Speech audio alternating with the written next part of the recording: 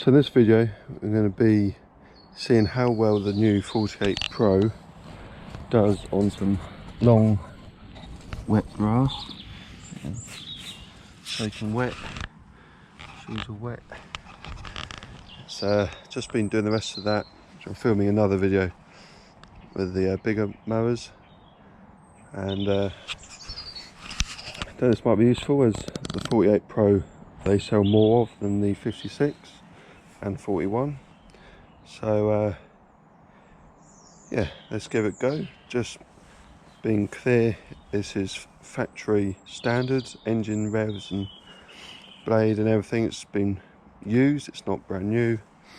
Bag is dirty, not sure about the blade. The deck's fairly clean, so it's just sort of a normal mower, nothing special about it whatsoever.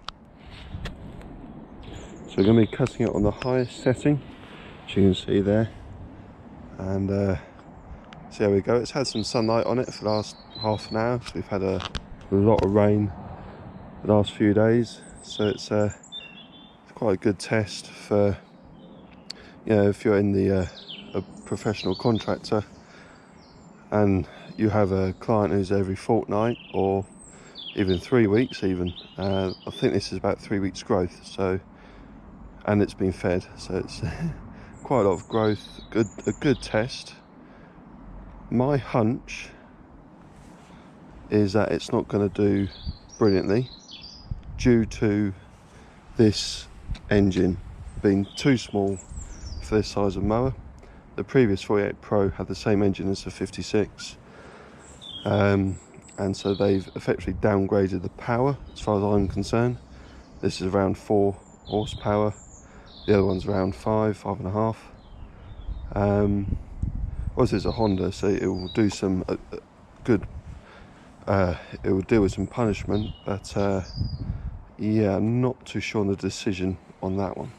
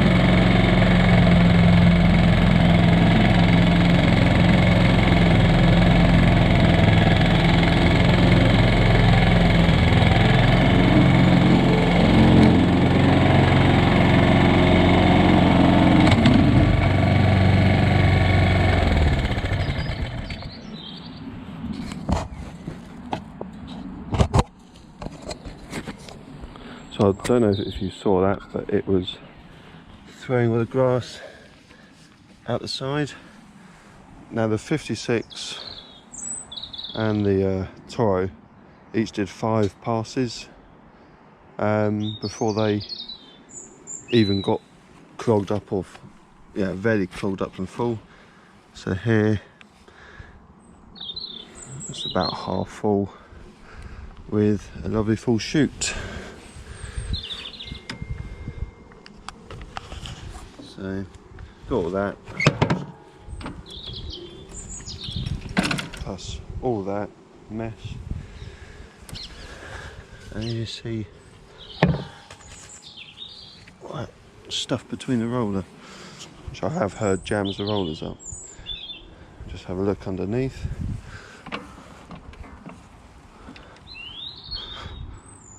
What a mess. So to be fair, yeah, it is long wet grass. Definitely improvement over the previous 48, which I did have, and I used an old one just the other day actually for a mate, and this is definitely improvement for bagging due to all the improvements they've made of the bag and the deck shape and everything, but I still think it needs a better engine.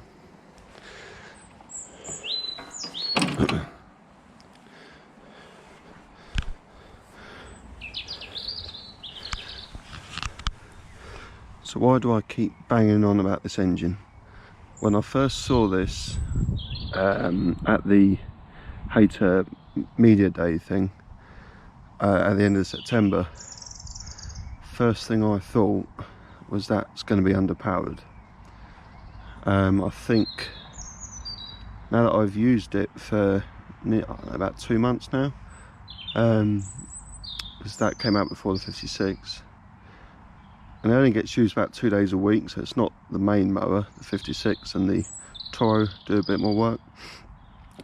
And I think based on what other rivals do, certainly WeBang, is they should have the Kawasaki engine on this. It's got more grunt to begin with, and you can obviously, if you wish, tune it a lot more. I know you can tune these, but a lot of Honda mechanics that I know say it's not a commercial engine, this one. So yeah, you either put the Honda GXV engine on it, which is on the HRH Pros, or you put a Kawasaki or the big Briggs on it. It's only really good enough for the 41 Pro. And this also, another thing about this mower is the speed of it. God almighty. If everyone like a, don't know, challenge to burn the most amount of calories, this is the mower. It's so quick, it's ridiculous really. I think it needs a variable speed gearbox on it. That's my my opinion. Obviously depends who you are. Some people walk quick, some people walk slow, but you know, if you're bagging, like this is quite lush grass, so it's a bit easier to bag, but if you had a lot of moss and weeds and everything else, you need to go slower, and the only way to go slower is to control how far you push the drive bar, which I think can wear the engine out a bit more, the gearbox, sorry. So yeah, I think they should, my opinion, put a either 3-speed gearbox like the Pro Stripe has, or have a variable pulley, which would probably be a cheaper solution, but not too sure how professionally durable it is. That's my opinion. I'll just clean all this mess up and I'll get the rest of this done, and I'll let you know how it does. So here you are in harsh conditions. Get so close you can't even see the chute. As I say, so it is hard conditions, but the 56 and the Pro Stripe don't get this bad. You just got all this mess here. It just so you've seen the footage of this cutting heavy, thick, wet grass, and now I've used this, where are we, April, May, June, 3 and a bit months, only 2 days a week. Got to know it quite well.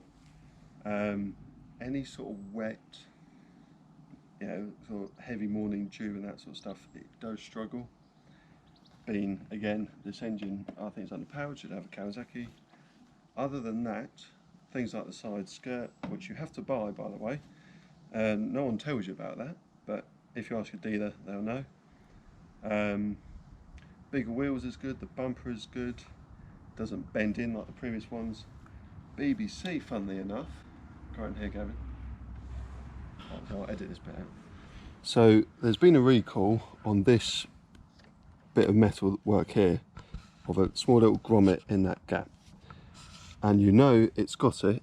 There's a blue line in there, if you can see that or not. Well, if you can or you can't.